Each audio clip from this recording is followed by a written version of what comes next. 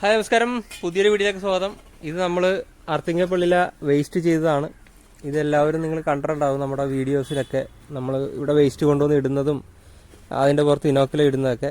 ഇപ്പോൾ നമ്മൾ അതിനെ വേറെ സ്ഥലത്തേക്ക്, അതായത് ഒരു 15 ദിവസം കഴിയുമ്പോൾ നമ്മൾ ഇതിനെ ഒന്ന് ഇളക്കി കൊടുക്കുന്നത് എപ്പോഴും നല്ലതാണ്.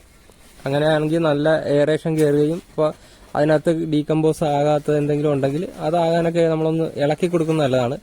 ആ ഒരു പ്രോസസ്സാണ് ഇവിടെ നടന്നിട്ടിരിക്കുന്നത്. അപ്പോൾ ഇത് 15 ദിവസം കഴിഞ്ഞപ്പോൾ അതിൻ്റെ അവസ്ഥ എന്താണെന്നുള്ളത് നമുക്ക് നോക്കാം. നമ്മൾ അന്നിട്ടപ്പോഴത്തേക്കും ഒരുപാട് ക്യാബേജും കോളിഫ്ലവറും എല്ലാ സാധനങ്ങളും ഇതിനകത്ത് ഉണ്ടായിരുന്നു. ഇപ്പോൾ അതിൻ്റെ ഒരവസ്ഥയാണ് ഇപ്പോൾ ഈ കാണുന്നത്. നമുക്ക് ഏതാണ്ടൊരു 70% സാധനങ്ങൾ നമുക്കിപ്പോൾ കമ്പോസ്റ്റ് ആയിട്ടുണ്ട് ഇതിനകത്ത്. കാരണം അതിനകത്ത് ഇപ്പോൾ പൊടി മാത്രമാണ് നമുക്ക് കാണാൻ പറ്റുന്നത്.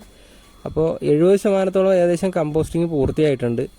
ഇനി ഇതിനകത്തുള്ള ബാക്കി സാധനങ്ങൾ നമ്മൾ ഈ ഇളക്കി അങ്ങോട്ട് മാറ്റി കഴിയുമ്പോൾ അത് പൂർണ്ണമായിട്ടും കമ്പോസ്റ്റ് ആകും. ഇപ്പോൾ നിങ്ങൾക്ക് കാണാൻ പറ്റും ഇതുപോലെ പൊടിയായിട്ട് കിടക്കുന്നത്.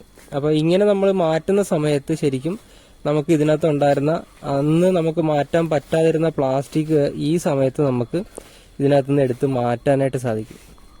അപ്പോൾ നമ്മളുടെ ആ ഒരു ഇനോക്കുലത്തിൻ്റെ ഒരു പ്രത്യേകതയാണ്, നമുക്കൊരു 15 ദിവസം കൊണ്ട് ഈ ഒരു പരുവത്തിലേക്ക് നമുക്ക് നമ്മളുടെ ഈ വേസ്റ്റിനെ നമുക്ക് മാറ്റാൻ സാധിച്ചു.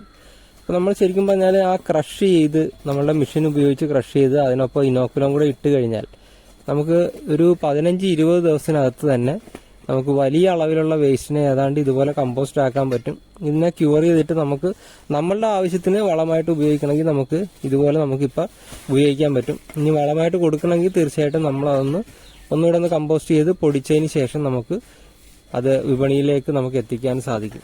അപ്പോൾ ഇതുപോലെ ശരിക്കും ഒരു കമ്പോസ്റ്റിംഗ് ഉണ്ടെങ്കിൽ നമ്മുടെ നാട്ടിൽ വരുന്ന വലിയ അളവിൽ വരുന്ന വേസ്റ്റ്, നമ്മളുടെ ഇവന്റുകളൊക്കെ വരുമ്പോൾ അതിനകത്ത് വരുന്ന വലിയ അളവിൽ വരുന്ന വേസ്റ്റിനെ നമുക്ക് വളരെ ഈസി ആയിട്ട് ഇതുപോലെ കമ്പോസ്റ്റ് ചെയ്യാൻ പറ്റും. അപ്പോൾ നിങ്ങളെല്ലാവരും തന്നെ ഒരു കമ്പോസ്റ്റിങ്ങിൻ്റെ ഒരു പ്രാധാന്യം മനസ്സിലാക്കുക. ഇത്രയും വേസ്റ്റ് നമ്മൾ ചെയ്തില്ലായിരുന്നെങ്കിൽ ഇത് വല്ല തോട്ടിലോ അല്ലെങ്കിൽ അങ്ങനെയുള്ള സ്ഥലത്തോ പൊതുനിരത്തുകളിലേക്ക് വരേണ്ട സാധനമായിരുന്നു.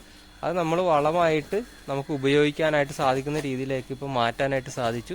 അപ്പോൾ എല്ലാവരും കമ്പോസ്റ്റിംഗ് എന്ന് പറയുന്നത് നമ്മുടെ വീട്ടിലാണെങ്കിൽ നമ്മുടെ വീട്ടിലെ കമ്പോസ്റ്റ് ചെയ്യുക, വീട്ടിലെ വേസ്റ്റിനെ കമ്പോസ്റ്റ് ചെയ്യുക. പബ്ലിക്കലി ഒരു ഇവൻ്റൊക്കെ വരുമ്പോൾ ആ വേസ്റ്റിനെയും കമ്പോസ്റ്റ് ചെയ്യാനായിട്ട് ശ്രമിക്കുക. അപ്പോൾ അടുത്തൊരു വീഡിയോ ആയിട്ട് കാണുന്നവരെ ഗുഡ് ബൈ.